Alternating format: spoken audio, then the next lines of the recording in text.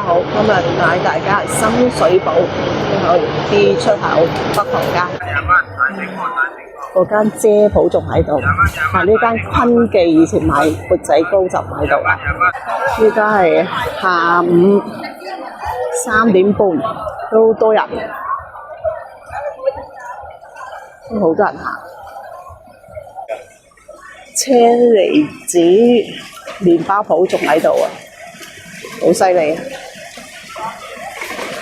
呢條咧就係玩具街啦，福寧街啊！以前係買啲飾物啊、精品嘅，改咗做兩餸飯。好多都寫清貨執笠，呢一間都開咗好耐嘅，呢一間都仲喺度。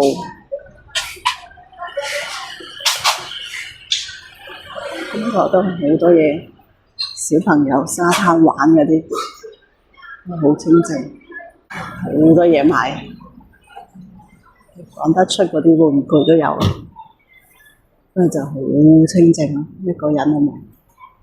呢間都係好多嘢賣，好清靜，冇人基本。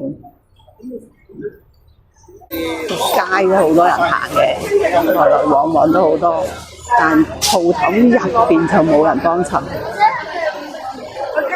就清靜咯。呢一間原來執咗啦，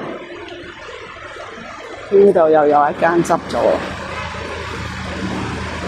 之後轉咗入嚟南昌街，即係人來人往，真係好多人嘅家品公司。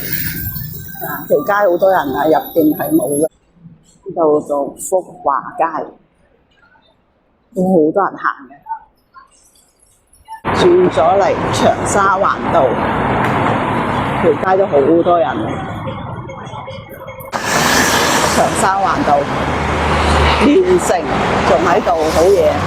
以前呢條街咧就係成衣批發，好旺。而家對面好多間鋪執笠啦。放租嗰間，以前呢啲都係成衣批發，依家都轉型轉晒，賣啲雜貨、散貨場咁樣，變咗散貨場，好多鋪頭都轉晒型。路咧就好多人嘅。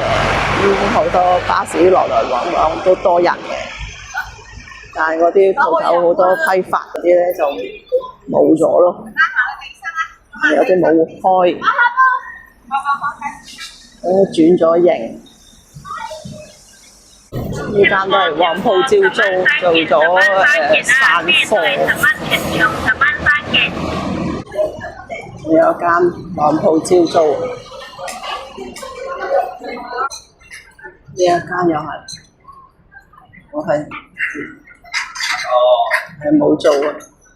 去到鴨寮街都多人行嘅，但全部鋪頭都係轉晒買嗰啲手機配件啊。呢度有間淘多多，但就咁望就唔係太多人咯。今日同大家分享到呢一度，下次見，拜拜。